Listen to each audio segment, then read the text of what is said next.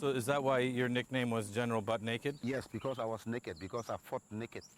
A lot of people would drink or do drugs before fighting? Yeah, most of my boys, Yeah. then we drain the blood from the innocent child and drink it before going to battle. So you kill the child? Yes. And then drink the blood? Yeah. I left it up on the chopper, I'm gonna eat it.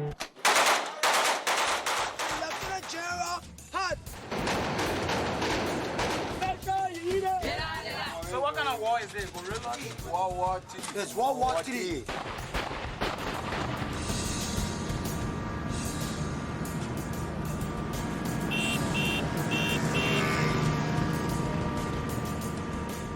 We here at Vice have been fascinated by Liberia for a long time. It's America's first and only foray into quasi-colonialism in Africa. It started as a Back to Africa movement for freed slaves. In fact, the Constitution was written in Washington, and Monrovia, the capital city of Liberia, is actually named after President Monroe, and it became a state in the 1840s. So the freed slaves go back to Africa and promptly enslave the native Africans based on the plantation method they had learned in the US, which lasts for about 140 years until Samuel K. Doe, the first native African-born Liberian, was elected.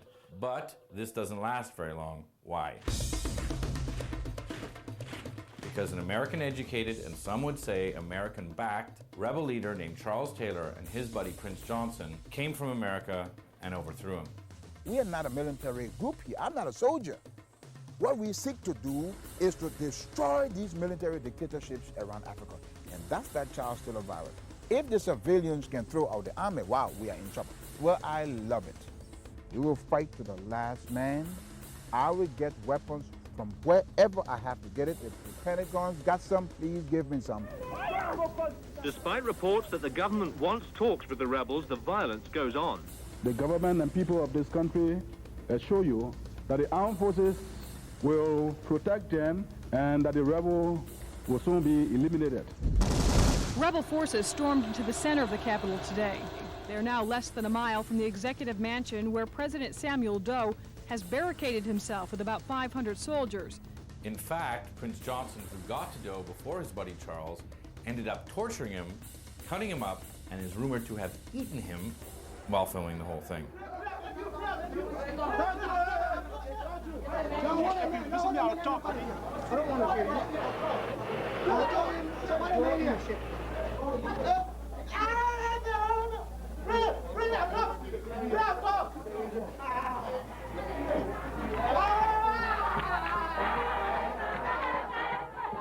So Charles Taylor finally gets elected with a campaign slogan that reads, "He killed my ma, he killed my pa, but I'll still vote for him." And it works. He gets elected.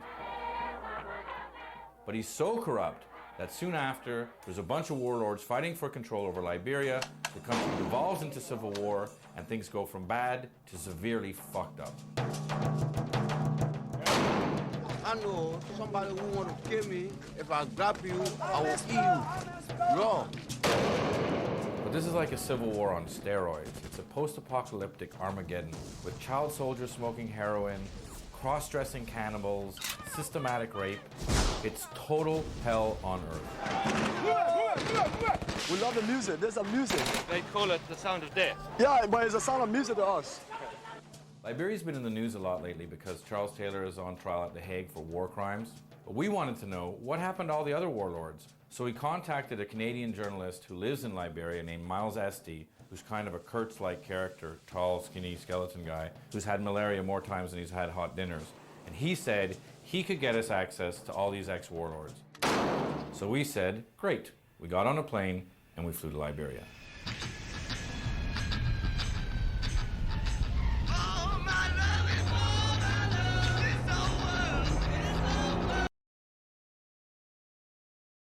Hello and welcome to the great country of Liberia, a place where I feel right at home for many reasons, which I will discuss with you in this video.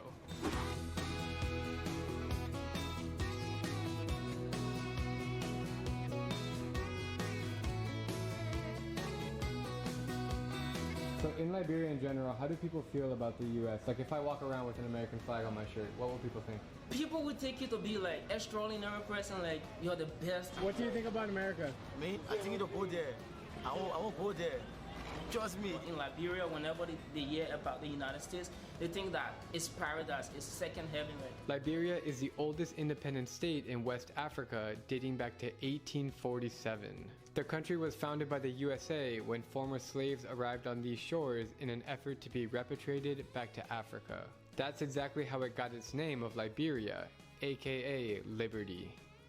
Between 1822 and 1892, an estimated 16,000 American blacks had relocated here back to their roots. Since its independence, the society and political structure of Liberia has been modeled almost identically to the United States. So we have two legislatures, the president, the vice president, the senator pro tem, and the speaker. The capital city is called Monrovia, named after the 5th president, James Monroe.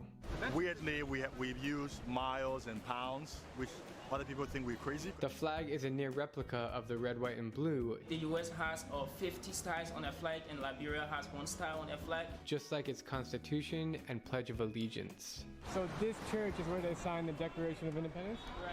The Liberian culture is saturated by American influence, and it's evident everywhere on these streets. I must say it is pretty cool walking around these streets and seeing like random touches of American influence. The people are very friendly, everyone's cool. Hi. What a country, man. Yeah.